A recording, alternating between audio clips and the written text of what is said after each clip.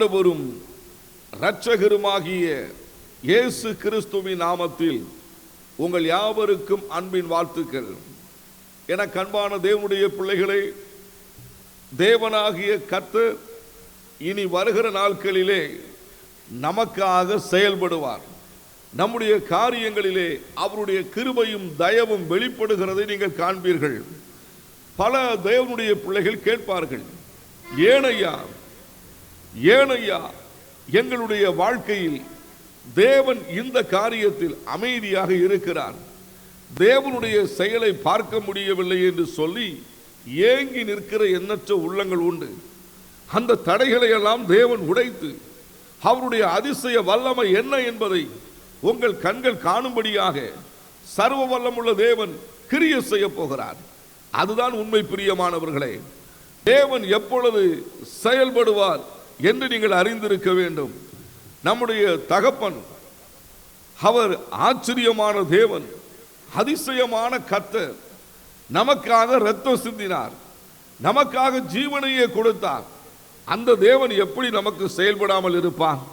இப்படிப்பட்டதான விசுவாசமும் நம்பிக்கையும் உங்கள் மனதில் எழட்டும்.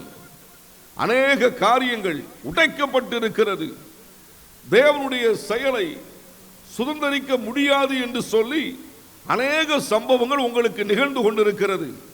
உங்கள் மனம் பதபதைக்கிறது. மறுபக்கத்தில் சோர்வும் வேதனையும் பெருகிக் கொண்டிருக்கிறது. ஆம் பிரியமானவர்களே, தேவனாகிய கர்த்தருடைய செயலின் வல்லமையை காணக்கூடியதான நாட்கள் நெருங்கிவிட்டது. சரி, தேவன் எப்பொழுது செயல்படுவார் அதை நீங்கள் அறிந்திருக்க வேண்டும். வேதாகமத்தில் வாசிக்க கேட்கும் பொழுது ஒரு நாளிலே நடந்த காட்சிகளை கவனித்து பாருங்கள். ஆதியாகமம் 28:10 வாசிக்க கேட்கும் பொழுது வேதம் இவ்வண்ணமாக சொல்கின்றன. யாக்கோபு சேபாவை விட்டு புறப்பட்டு ஆரானுக்கு போக பிரயாணம் பண்ணினான். இங்கே வாசிக்க கேட்கும் பொழுது தேவனுடைய வார்த்தை தெளிவாக சொல்லுகிறது. ஈசாக்கின் மகனும் ஆபிரகாமின் பேரனும் தேராகின் கொள்ளு பேரனுமாகிய யாக்கோபை பற்றி சொல்லுகின்றன. ஒரு நாள் யாக்கோபினிடத்தில் அவனுடைய தாயாகிய ரெபேக்காள் ஒரு வார்த்தை சொல்லுகிறார்கள். 27:45 ஆதியாகமத்தில் வாசிக்க கேட்கும் பொழுது, உன் சகோதரன் உன்னுடைய வாழ்வில் மிகப்பெரிய துயரத்தை ஏற்படுத்த நினைக்கிறான். சரி, இந்த உலகில் நீ வாழ வேண்டும், நன்றாக இருக்க வேண்டும், ஆனாலும் சகோதரனுடைய துயரத்திற்கு நீ தப்ப வேண்டும் என்று சொன்னால் என் சகோதரனாகிய லாபானுடைய வீட்டுக்கு சென்று விடு என்று தன் தாய் அங்கே கைவிட்டாள் என்று பார்க்கிறோம். என அன்பானவர்களே, அரவணைக்க வேண்டிய தாயினுடைய உறவு யாக்கோபுடைய எல்லைகளை விட்டு பிரிக்கப்படுகிறதை பார்க்கிறோம். மறுபக்கம் 28 வாசிக்க கேட்கும் பொழுது ஈசாக்கு யாக்கோபை அழைக்கிறான். பல முறையும் அழைத்து இருக்கிறார். பல முறையும் அழைத்து ஈசாக்கு யாக்கோபிடத்தில் பேசியிருக்கிறார். இப்பொழுதோ ஒரு ஆசீர்வாதத்தை கூறுகிற காட்சி 28:5 வாசிக்க கேட்கும் பொழுது, இந்த உலகத்தில் நீ வாழ வேண்டும் என்று சொன்னால் நீ இப்பொழுது தப்பி பிழைப்பதற்கு ஒரே ஒரு வழிதான், லாபானுடைய இல்லங்களுக்கு போக வேண்டும் என்று சொல்லி ஈசாக்கு அனுப்பிவிடுகிறார்.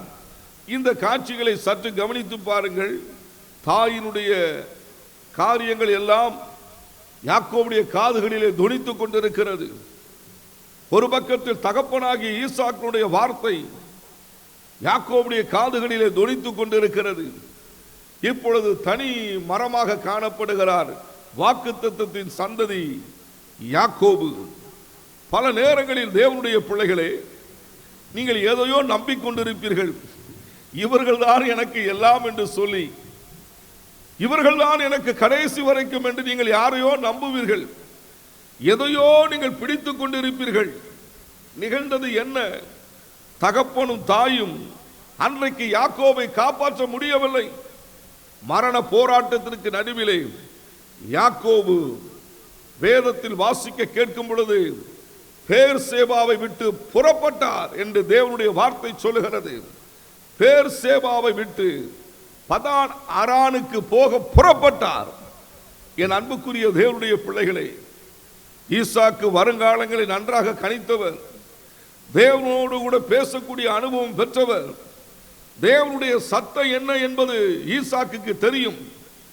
சற்று நீங்கள் கவனித்து பாருங்கள்.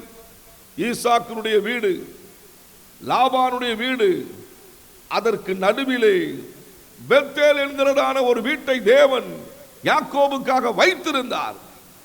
ஈசாக்கினுடைய வீடு யாக்கோபை கைவிட்டது. லாபானுடைய வீடு மிகப்பெரிய துயரத்தை கொடுக்கிறதான ஒரு இடமாக இருந்த போதிலும் அதற்கு இடைப்பட்ட காலங்களிலே தேவனாகிய கர்த்தர் யாக்கோபுடைய காதுகளிலே நல்ல ஒரு செய்தியை வைத்திருந்தார். சற்று நீங்கள் கவனித்து பாருங்கள். பேர்சேபாவை விட்டு என்று தேவனுடைய வார்த்தை சொல்கிறது.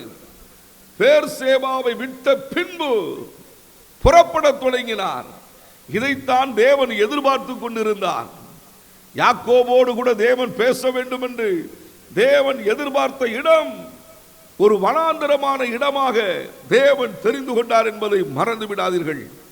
யாக்கோபு புறப்பட்டு போகும்போது ஏதோ ஒரு காரியத்தை தனிமையில் இருக்கிறதே என்று சொல்லி நினைத்து கொண்டு போகிறார். அந்த நேரத்தில் பரலோகத்தின் தேவனாகிய கர்த்தர் யாக்கோபோடு முதல் முறையாக பேசினது இங்கேதான். யாக்கோபுக்கு கர்த்தர் பேசின முதல் வாக்குத்தத்தம் இந்த தனிமைதான். இந்த தனிமைதான்.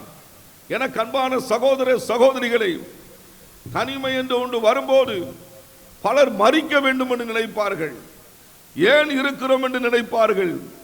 எதற்கு இந்த வாழ்க்கை என்று கேட்பார்கள். நோ, இல்லை, இல்லவே இல்லை. இந்த தனிமையில தான் தேவனுடைய தொடர்பும் தேவ சத்தமும் யாக்கோபுக்கு கிடைத்தது.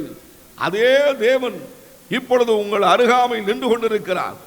இந்த செய்தியை கேட்டுக்கொண்டிருக்கிற என் அன்புக்குரிய சகோதர சகோதரிகளை, ஒவ்வொருடைய வாழ்விலும் தேவன் ஒரு புதுமையை உண்டாக்க போகிறார்.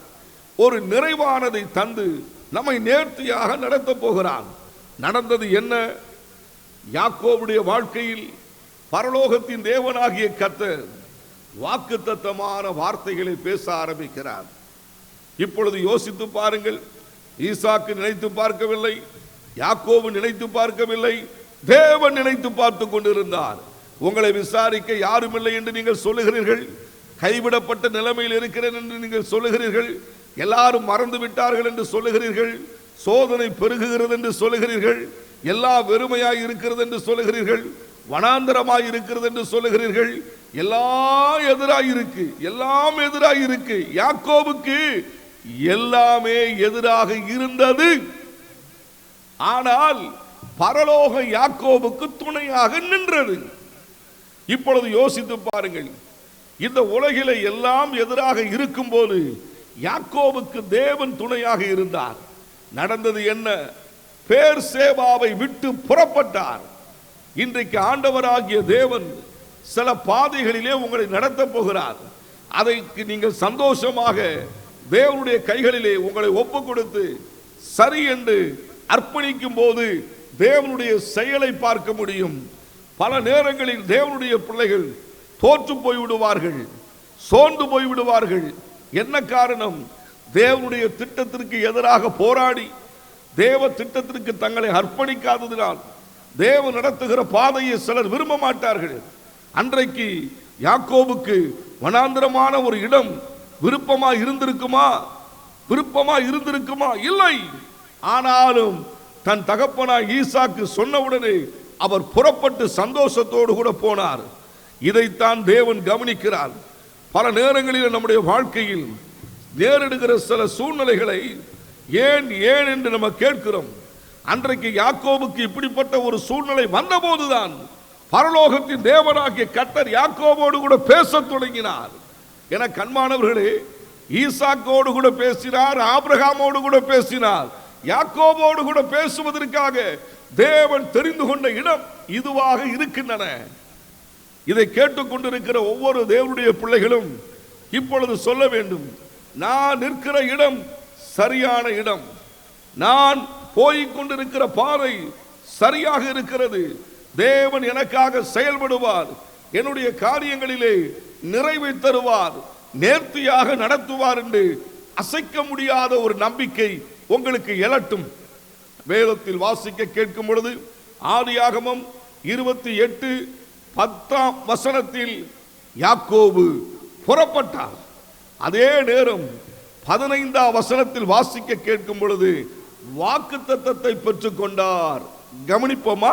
நான் உன்னோடு இருந்து நீ போகிற இடத்திலெல்லாம் உன்னை காத்து இந்த தேசத்திற்கு உன்னை திரும்பி வர பண்ணுவேன், நான் உனக்கு சொன்னதை செய்யும் அளவும் உன்னை கைவிடுவது இல்லை என்றார். யாக்கோபு தன்னுடைய பிரயாணத்தில் இரவு நேரம் வந்தபோது பரலோகத்தில் ஒரு ஸ்பெஷல் செய்தி யாக்கோபுக்கு காத்திருக்கிறது.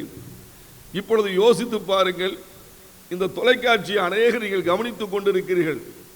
ஆரம்ப ஊழியர்களே, என் அன்புக்குரிய ஆவிக்குரிய வாழ்க்கையில் முதிர்ந்த அனுபவம் உள்ளவர்களே, இன்னைக்கு ஏதோ ஒரு காரியத்தை குறித்து ரொம்ப நீங்க ஒரி பண்றீங்க, மிகுந்த ஒரு துயரத்தை சுமந்தவர்களாக இருக்கிறீர்கள். ஆனால் ஆண்டவராகிய தேவன் இப்பொழுதுதான் பரலோகத்தில் இருந்து யாக்கோவுக்கு ஒரு செய்தியை கொடுத்ததை போல உங்களுக்கு ஒரு செய்தியை தரப்போகிறார். இது அரசாங்கத்தால் நியமிக்கப்பட்டதல்ல, பரலோகத்தின் தேவனால், கர்த்தராகிய தேவனால் நியமிக்கப்பட்டது. இன்றைக்கு ஆண்டவராகிய தேவன் உங்கள் ஒவ்வொருடைய வாழ்விலும் ஒரு செய்தியை கொடுக்கிறார். அந்த செய்தியானது, நான் உன்னை கைவிடுகிற தேவன் அல்ல, மறுபக்கம் நான் உனக்கு துணையாக இருக்கிறேன் என்று யாக்கோபு ஜெபித்து தேவனிடத்தில் கேட்கவில்லை. பரலோகமே யாக்கோபுக்காக இறங்கி வந்து பேசப்படுகிற காட்சி. என் அன்புக்குரிய சகோதர சகோதரிகளே, யாக்கோபு பெயர்சேபாவை விட்ட பின்புதான் தேவன் செயல்பட ஆரம்பித்தார். என்றைக்கு நீங்கள் சில காரியங்களை விடுகிறீர்களோ, சில காரியத்திலிருந்து வெளியே வர உங்களை ஒப்புக் கொடுக்கிறீர்களோ, தேவன் நடத்துகிற பாதைக்கு உங்களை அர்ப்பணிக்கிறீர்களோ, அப்பொழுதுதான் தேவனுடைய மகத்துவமான செயலை பார்க்க முடியும். பெயர்சேபாவை விடாமல் ஈசாக்குடைய இல்லத்திலே யாக்கோபு இருந்திருப்பார் என்று சொன்னால் தேவன் பேசியிருக்க மாட்டார். அங்கிருந்து அவர் கைவிடப்பட்ட நிலைமைக்கு வந்த பின்புதான் பரலோகம் துணை இருக்கிறது என்று சொல்லி தேவன், நான் உன்னை கைவிட மாட்டேன் என்று சொன்னார். எதற்காக சொன்னார்? யாக்கோபுடைய மனதிலே ஒரு எண்ணம் இருந்திருக்கும், தாய் கைவிட்டு விட்டார்கள், தகப்பனா ஈசாக்கு கைவிட்டு விட்டார்கள், போராட்டத்திற்கு நடுவில் நான் தனிமையில் இருக்கிறேனே என்று சொல்லி அவருடைய மனதிலே ஒரு எண்ணம் ஓடி இருக்கக்கூடும். அதை அறிந்த தேவன் தான் சொல்லுகிறார், நான் உன்னை கைவிட மாட்டேன்ப்பா. என்னுடைய ஆரம்ப நாட்கள் ஊழியங்களிலே இப்படிப்பட்ட பாதைகளிலே நான் கடந்து சென்றிருக்கிறேன். ஒவ்வொரு நாளும் பலவிதமான நெருக்கங்கள் வரும்போது என்ன செய்வது என்று தெரியாமல் தவித்த நாட்கள் உண்டு. அப்பொழுதெல்லாம் தேவன் சொல்லுவார், எப்பா நான் தான் உனக்கு துணையாக இருப்பேன், நான் தான் உனக்கு துணையாக இருப்பேன். அன்று முதல் இன்று வரைக்கும் அவர் துணையாகவே இருந்து நடத்தி வருகிறார்.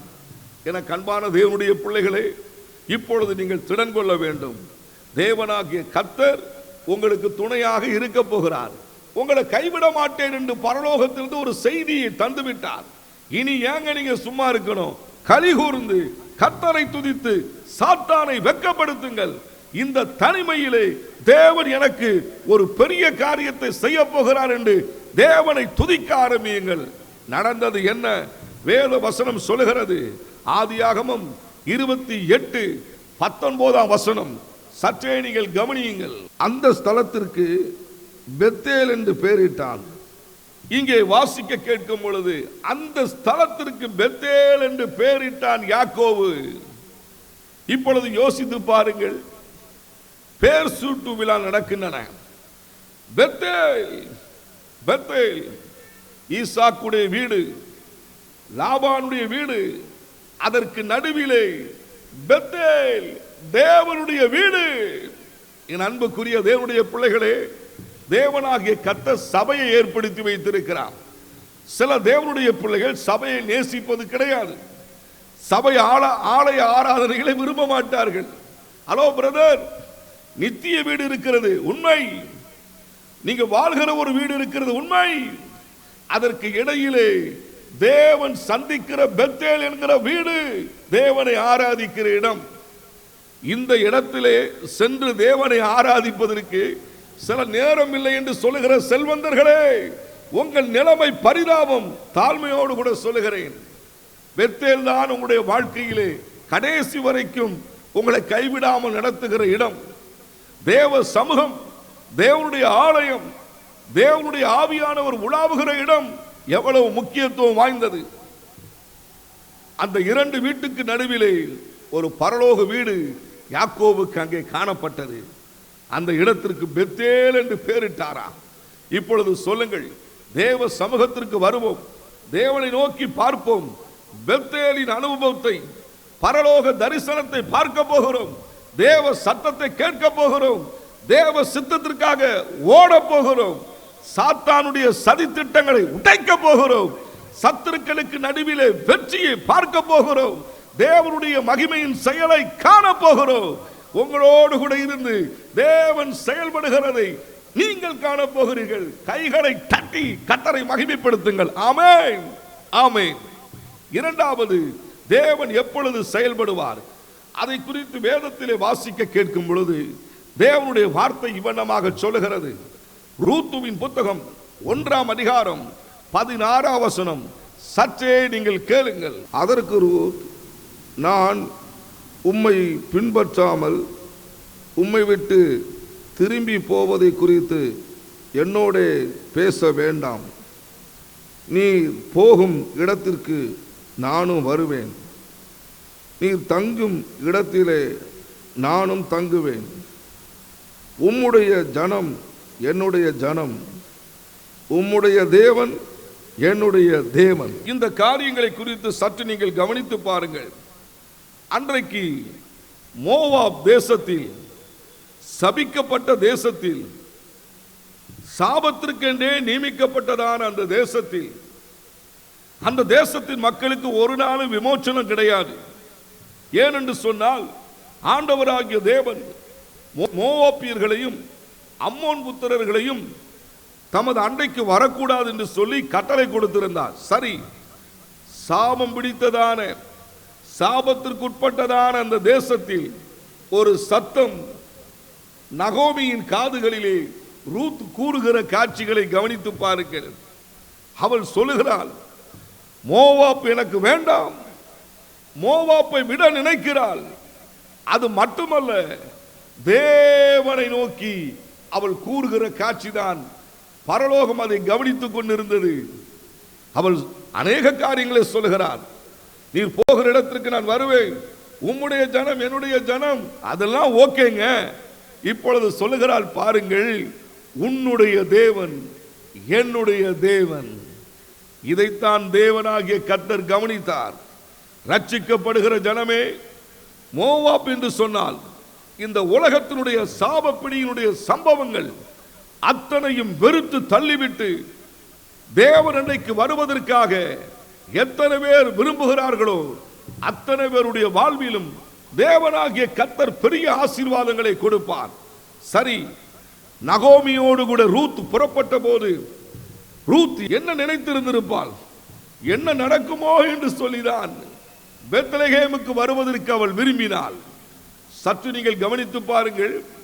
மோவாப் தேசத்தை விட்டால் தேவன் செயல்பட தொடங்கினார். மோவாப் தேசத்தை ரூத் விட்ட பின்புதான் பெத்லகேமுடைய சுதந்திரம் அவளுக்கு கிடைக்கப்பட்டன. 16ஆம் வசனத்தில் அவள் தீர்மானம் பண்ணினாள். 6ஆம் வசனத்தில் வாசிக்க கேட்கும் பொழுது பெத்லகேமுடைய ஒரு நற்செய்தி, அங்கே தேவன் ஜனங்களை விசாரித்தார், அந்த ஜனங்களுக்கு ஆகாரம் கொடுக்கப்படுகிற ஒரு செய்தி நகோமியின் காதுக்கு வந்துவிட்டது. இப்பொழுது கவனித்து பாருங்கள், நகோமியின் காதுக்கு நற்செய்தி வந்திருக்கிறது. பெத்லகேமுக்கு போவதற்கு அவள் ரெடியாக இருக்கிறாள். ஆனால் ரூத்துடைய காதுக்கு இந்த செய்தி வந்தவுடனே அவள் ஆயத்தமாகிறாள் தேவன் அன்றைக்கு வருவதற்கு. பல தேவனுடைய பிள்ளைகள் தேவனுடைய சமூகத்தை விரும்பாமல் இருப்பார்கள். ஜெபிக்க நேரம் இல்லை, வேதத்தை வாசிக்க நேரம் இல்லை, தேவன் இல்லாமல் எதையும் செய்து விடலாம் என்று நினைக்கக்கூடியவர்கள் உண்டு. பல தேவனுடைய பிள்ளைகள் தோற்று போய்விடுவார்கள். ஆனால் வெற்றி பெறுவதற்கு ஒரே ஒரு வழி, ரூத் கண்டுபிடித்து விட்டாள். அதே நேரத்தில் பெத்லெகேமில் இருந்ததான நகோமி கண்டுபிடிக்கவில்லை. ரூத் வெற்றிக்கான பாதையை கண்டுபிடித்தால் மோவாப்பை உதறினாள். மோவாப் தேசத்தை வேண்டாம் என்று சொன்னால், நகோமியோ அப்படி நினைக்கவில்லை. பெத்லெகேம் வேண்டாம் என்று சொல்லி மோவாப்பை விரும்பினார். இந்த இரண்டு பேரையும் சற்று நீங்கள் சிந்தித்து பாருங்கள். ஒருவர் சாபத்தை விரும்பி போனார் நகோமி, ரூத் ஆசீர்வாதத்தை தேடி வந்தால் என்று பார்க்கிறோம். சாப தேசத்திற்கு போன போது நகோமியினுடைய வாழ்க்கை கசந்து போனது. பிள்ளைகளை இழந்தார், கணவனை இழந்தால், கைவிடப்பட்டவளால் நின்றாள். ரூத் தனக்கு நேரிட்ட அந்த சோகத்திலையும் தன் மாமியாகிய நகோமியோடு பெத்லெகேமின் தேவனாகிய கர்த்தருடைய சட்டையின் கீழ் வருவதற்கு அவள் நினைத்தாள். இப்பொழுது யோசித்து பாருங்கள், ரூத் மோவாப்பை விட்டால், பெத்லெகேமுக்கு வந்தால், பெத்லெகேமுக்கு வந்த பின்பு தேவனாகிய கர்த்தருடைய சட்டையின் கீழ் வந்துவிட்டாள். விட்டால், வந்தால், செட்டையின் கீழ் அமர்ந்தாள். இந்த மூன்று காட்சிகளும் சற்று கொஞ்சம் வித்தியாசமாக இருக்கிறது. அந்த சாபக்கிரிகளை விட்டு வெளியே வந்து பெத்லெகேமுக்கு வந்து விட்டாள். அதன் பின்பாக தேவனுடைய சட்டையின் கீழ் வந்தபடியினால் அவளுக்கு இரக்கம் கிடைத்ததாக தேவனுடைய வார்த்தை சொல்கின்றன. என கண்பான தேவனுடைய பிள்ளைகளே, இந்த செய்தியை கேட்டுக்கொண்டிருக்கிற அநேகருடைய இருதயத்திலே ஒரு மகிழ்ச்சியான காரியத்தை தேவன் உதிக்க வைக்க போகிறார். ஒரு சாபம் ஒரு பக்கத்தில் உங்களுடைய வாழ்க்கையை பாதித்துக் கொண்டிருக்கலாம். பலவிதமான காரியங்களை இழந்த ஒரு நிலைமையிலே தவித்துக் கொண்டிருக்கலாம். புலம்பலும் கண்ணீரும் இருக்கும் என்று சொன்னால் அதை மாற்றி அமைக்கிற சர்வ வல்லமுள்ள தேவன் இப்பொழுது உங்கள் அருகில் நிற்கிறார். நகோமி கசந்த அனுபவத்தோடு கூட காணப்பட்டார்கள். ரூத் வெற்றி பெற்ற அனுபவத்தோடு தேவனுடைய இரக்கத்தின் செட்டை நிழலை கண்டுபிடித்தால். இப்பொழுது சொல்லுங்கள், ரூத் மோவாப் தேசத்தில் இருந்திருந்தால் தேவனுடைய செட்டையினுடைய இரக்கத்தை பார்க்க முடியாது. இப்போ உங்களுக்கு புரிகிறதா? இப்பொழுது உங்களுக்கு புரிகிறதா? பாவம், தேவனுக்கு பிடித்தமில்லாத காரியங்கள், தேவன் விரும்பாத காரியத்தை துணிகரமாக பேசிவிடலாம், செய்து விடலாம், சாதித்து விடலாம், நடத்தி விடலாம். யார் கேட்பா என்று யோசிக்கிற என கண்பான உள்ளமே, உங்களுடைய ஆணவ போக்கை நிறுத்துங்கள்.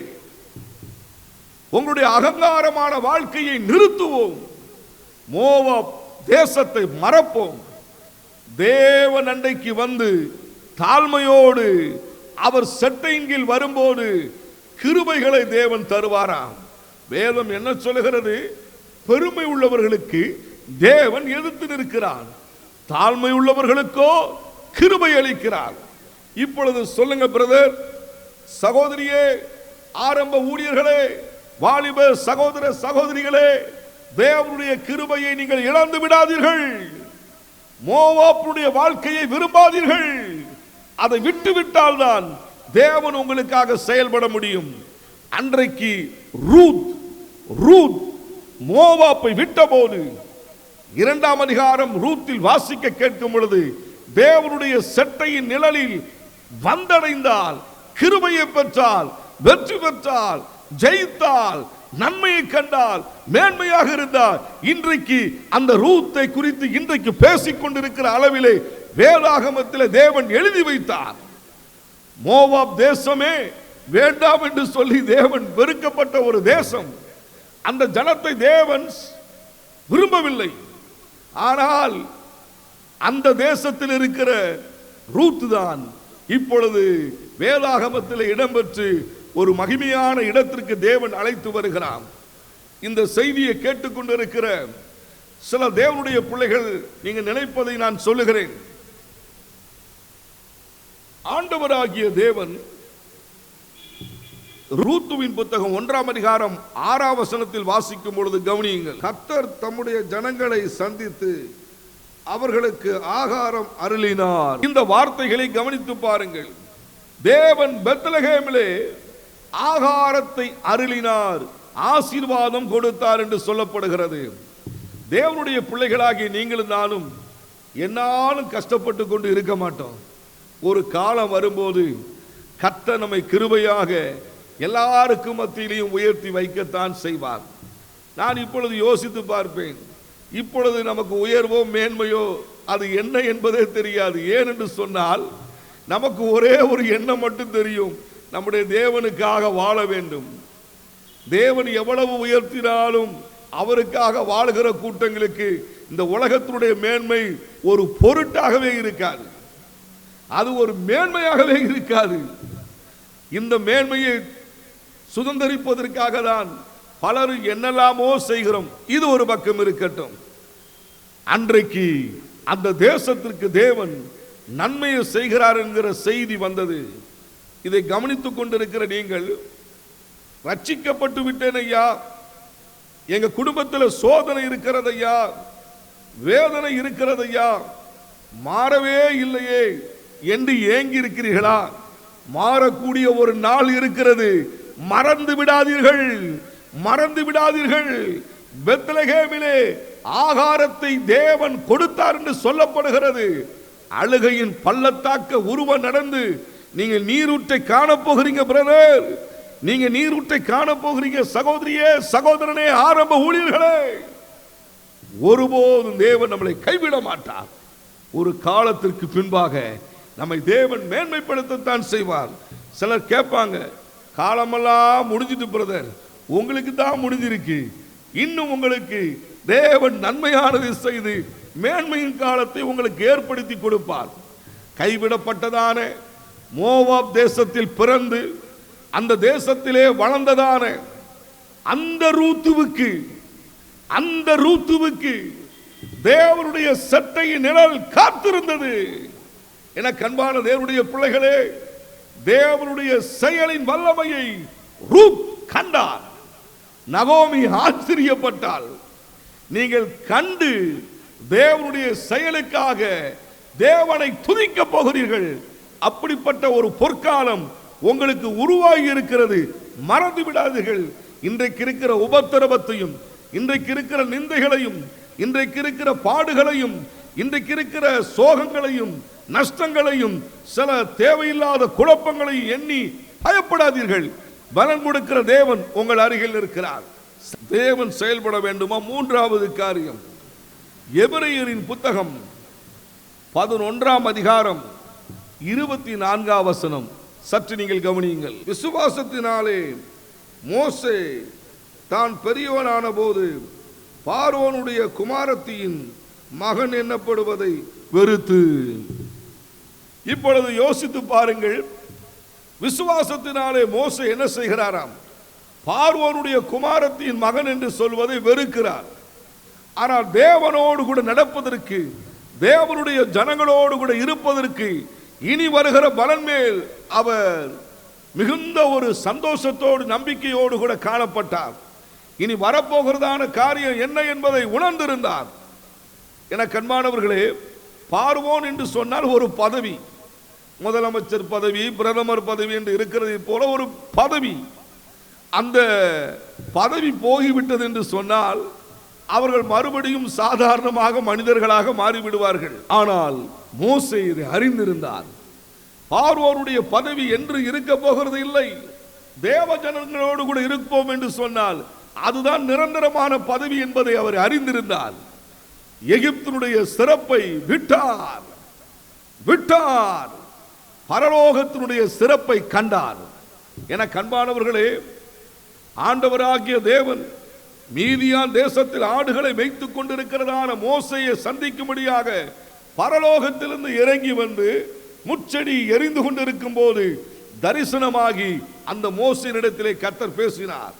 இப்பொழுது கவனித்து பாருங்கள், யார் யாரெல்லாம் தேவனுக்காக வாழ வேண்டும், தேவனோடு கூட நடக்க வேண்டும், தேவ சித்தம் செய்ய வேண்டும், அதுதான் மேன்மை என்று நினைக்கிறீர்களோ, அவர்களுடைய வாழ்க்கையிலே பரலோகத்தின் தேவனாகிய கர்த்தர் மேன்மையான நிலையிலே உங்களை உயர்ந்த இடத்திலே வைப்பார். சரி, விசுவாசத்தினாலே பார்வோனுடைய குமாரத்தி என்பதை வெறுத்தார் என்று சொல்லப்படுகிறது. எகிப்தின் பொக்கிஷங்களின் மேலே அவர் விருப்பமில்லாதவராய் காணப்பட்டார். ஆனால் தேவ ஜனங்களோடு கூட துன்பத்தை அனுபவிக்க அவர் தெரிந்து கொண்டார். எகிப்தை விட்டார். தேவ ஜனத்தோடு கூட வாழ்வதற்கு தீர்மானம் பண்ணினார். தேவனாகிய கர்த்தர் இந்த மோசேயைத்தான் தேடினார். இந்த மோசேயோடு கூட தான் தேவன் இடைப்பட்டு கற்பலகைகள் வழங்கப்பட்டிருக்கிறது. இஸ்ரவேல் ஜனங்களை வழிநடத்தி செல்வதற்காக தேவன் பயன்படுத்தினார். எண்ணற்ற காரியங்களிலே மோசேயோடு கூட இருந்து தேவன் கிரியை செய்தார். என கண்பான தேவனுடைய பிள்ளைகளே, இன்றைக்கு நீங்கள் சாதாரணமாக இருக்கலாம். உங்கள் குடும்பத்தை அற்பமாக நினைக்கிறார்களா? நீங்கள் கர்த்தருக்காக வைராக்கியமாக நிற்கிறீர்கள் என்று சொன்னால் ஒரு காலம் வரும், அவர்களுக்கு மத்தியிலே தேவன் உங்களை சிறப்பாக வைப்பார். சரி, அன்றைக்கு மோசே பார்வோனுடைய அரண்மனையை வெறுக்கவில்லை என்றால், ஹலோ கவனிங்க, பார்வோனுடைய அரண்மனையை மோசே வெறுக்கவில்லை என்று சொன்னால், ஒரு நாள் அந்த எகிப்தில தேவன் கிரியை செய்யும் போது மோசேயும் அங்கே சிக்கியிருப்பார். ஹலோ, மோசேயும் அங்கே சிக்கியிருப்பார். தேவன் யாரை வேற யாரை ஆகிலும் கொண்டும் தேவன் கிரியை செய்திருக்க முடியும். அன்றைக்கு அவர் தேவனுடைய சமூகத்தை விரும்பினார். எகிப்து தேசத்திலே அந்த ஜனங்கள் எல்லாரும் வாதிக்கப்படும் போது மோசேயும் வாதிக்கப்பட்டிருப்பார். ஆனால் மோசே தப்பி பிழைத்தான், நல்லது என்று நினைத்து தேவனுடைய பிள்ளைகளோடு கூட இருப்பதற்கு விரும்பினார். நன்கு நீங்கள் கவனித்து பாருங்கள்.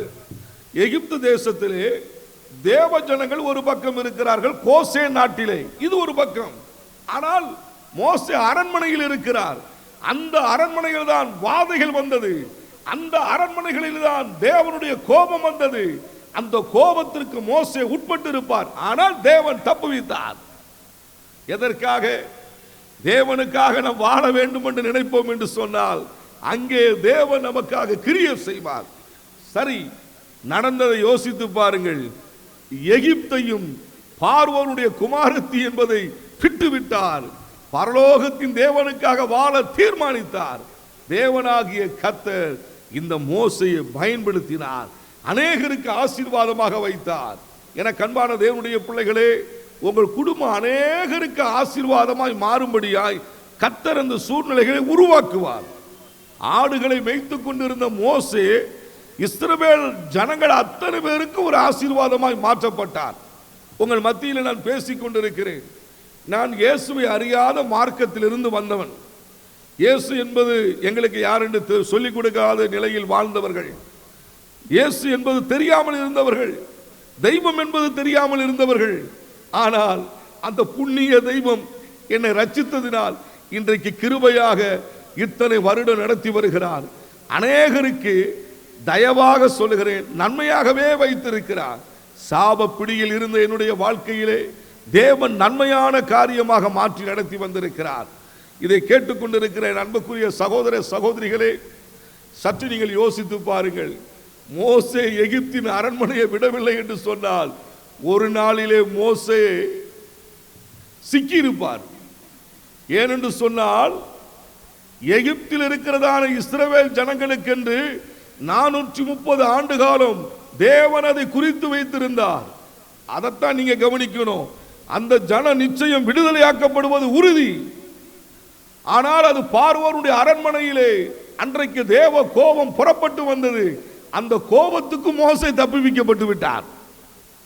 சில நேரங்களில் தேவ பிள்ளைகள் ஆண்டவருக்காக நிற்கும் போது அநேக சாபங்கள் கோபங்களுக்கெல்லாம் நம்ம தப்பப்பட்டு பாதுகாக்கப்படுவோம். இப்பொழுது 3 விதமான காரியங்களை பார்த்தோம்.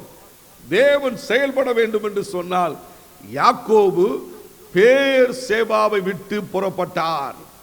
பெத்தேலிலே கர்த்தருடைய வாக்குத்தத்தத்தை பெற்றார். அது மட்டுமல்ல, ரூத் மோவாப் தேசத்தை விட்டால் பெத்லகேமுக்கு வந்தால் செட்டையின் கீழே வந்து இரக்கத்தை பெற்றாள். தேவனுடைய செயலை கண்டார். மோசே பார்வோனுடைய அரண்மனையை விட்டார், பாதுகாக்கப்பட்டார். தேவ ஜனத்தோடு கூட நிற்பதற்கு தேவனால் வல்லமையாய் பயன்படுத்தப்பட்டார். சாதாரணமான மோசே தான். மோசே நினைச்சிருப்பாரா? ஒருவேளை நம்ம ஒரு பெரிதா நினைக்கலாம். நம்ம நீங்களும் நானும் நினைக்க வேண்டிய ஒன்றே ஒன்று பெரிது. ஏசப்பா சிலுவையில் பட்ட பாடுகள், தேவகுமார நமக்கு செய்த காரியங்கள் தான் பெரிது. இந்த உலகத்தில் வேற எதுவும் பெரிதில்லை. யாரையும் எதையும் பெரிதாக நினைக்காதீர்கள். தேவனாகிய கர்த்தரை மட்டும் பெரிதாக நினையுங்கள், நீங்கள் ஆசீர்வதிக்கப்படுவீர்கள். நான் உங்களுக்காக ஜெபிக்க போகிறேன். பரலோக பிதாவே, நாங்கள் உம்மை ஸ்தோத்திரிக்கிறோம். உம்முடைய குமாரனாகிய இயேசு கிறிஸ்துவின் நாமத்தினால நாங்கள் ஜெபிக்கிறோம். வல்லமையுள்ள தேவனுடைய கைகளில் ஒப்புக் கொடுக்கிறோம். வாக்கு மாறாத தேவன் இவர்களை ஆசீர்வதித்து கிருபையாய் நடத்துங்கப்பா. இவர்களுக்காக செயல்பட போகிறதற்காக நன்றி. முடக்கப்பட்டதான இவருடைய தொழில் மறுபடியும் தொடங்க போகிறதற்காக நன்றி. நஷ்டப்பட்ட இடத்தில் இவர்களுக்கு ஜெயம் கொடுக்க போகிறதுக்காக நன்றி. ஆண்டவரே, உடைய படிப்பு காரியங்களிலே கர்த்தர் இடைப்பட்டு இவர்களை ஆசீர்வதித்து நடத்த போகிறதற்காக நன்றி. தேவனாகிய கர்த்தர் தாமே ஒவ்வொரு காரியத்திலையும் இவர்களுக்கு துணையாக இருந்து நன்மையானதை வருஷிக்க பண்ண போகிறதுக்காக நன்றி. ஸ்தோத்திரம் ஆண்டவரே, உங்க கரங்களிலே முற்றிலும் ஒப்பு கொடுக்கிறோம். எங்கள் ஆண்டவர் இவர்களை ஆசீர்வதித்து தேவனே இவர்களுக்காக செயல்பட போகிறது எண்ணி நாங்கள் ஸ்தோத்தரிக்கிறோம். இயேசுவின் நாமத்தில் ஜெபிக்கிறோம் நல்ல பிதாவே. ஆமென், ஆமென். கர்த்தர் உங்களை ஆசீர்வதிப்பாராக. ஆமென். தேவன் உங்களுக்காக செயல்பட போகிறார். எங்கள் முகவரி பிரதர் கே செல்வம், இயேசுவின் வெற்றி ஊழியம், 1E கீழ் 280, போல்பேட்டை மேற்கின் தொடர்ச்சி, மீளவிட்டான் ரோடு, தூத்துக்குடி. அவர் contact brother K Selvam, victory of Jesus ministry, 1E பார் 280, போல்பேட்டை வெஸ்ட், மீளவிட்டான் ரோடு, தூத்துக்குடி.